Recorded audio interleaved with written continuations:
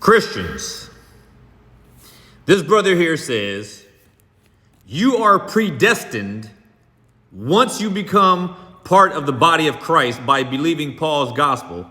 And he quotes 1 Corinthians 15, verses 1 through 4. This is stupid. This is not the truth. It's wrong. He's not stupid, but his logic is. His logic is very carnal and secular.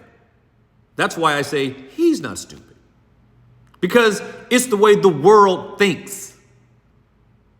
But as Christians, we don't think the way the world does. We think the way God does. At least that is our aim. We try to see things from the divine perspective. And the divine perspective is that God is sovereign over all things, up to and including and especially our salvation. Now, let's examine what he says. He says you are predestined once you become part of the body of Christ. So what he's saying is that you must first become part of the body of Christ, and then you are predestined. Number one, somebody forgot to explain to him what the word pre means when it comes before a word such as destined.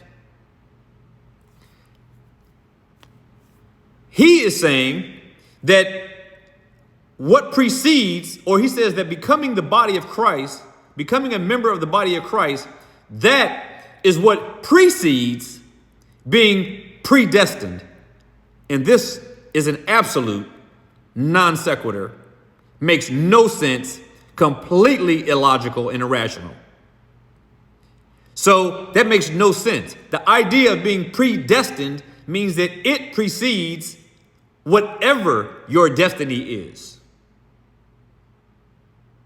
Now, I'm going to deal with this in the book of Romans itself. Romans 8, verse 29 and verse 30. It says, Paul says, for whom God did foreknow. In other words, those whom he knew beforehand. Those whom he knew beforehand, before they were born, prior to their salvation, prior to their being born. Paul says, whom he did foreknow. And foreknow, by the way, doesn't mean this bare awareness or knowledge of them. It actually means whom he foreloved, whom he loved before the foundation of the world. That's another study. But whom he did foreknow, also he did predestinate. And notice, whom he did foreknow, them he did predestinate to be conformed to the image of his son. So, salvation, or becoming a part of the body of Christ, came after the foreknowledge of God of his people and their predestination. Foreknow and predestinating God's people preceded their actual conformity to the image of his son. Go read the verse. In fact, it's up here on the screen. I just decided to put it there.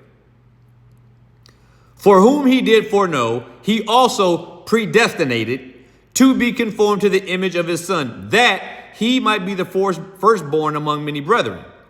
Then it goes on in verse 30 and it says, moreover, whom he did predestinate, them, and them only, those whom he predestinated, he called.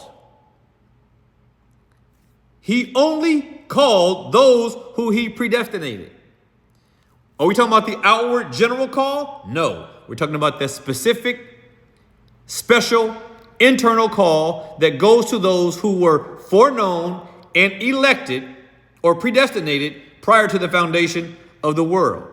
And then it says, and those whom he called, them he justified. He didn't justify everyone.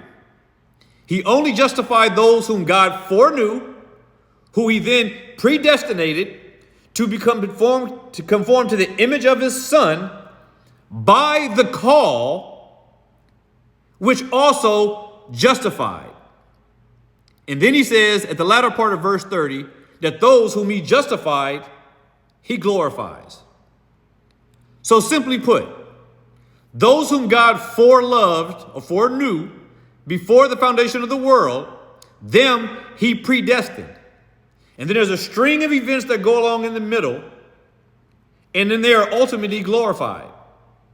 So what we see here in this passage is the definition of what Christ talked about in John 3:16. When he said God so loved the world that he gave his only begotten Son, that whosoever believeth in him shall never perish. Well, here he's telling you who the whosoever wills are. He's telling you who are the whosoever wills who believe. It is those who are foreknown or foreloved by God and predestined to be conformed to the image of his Son.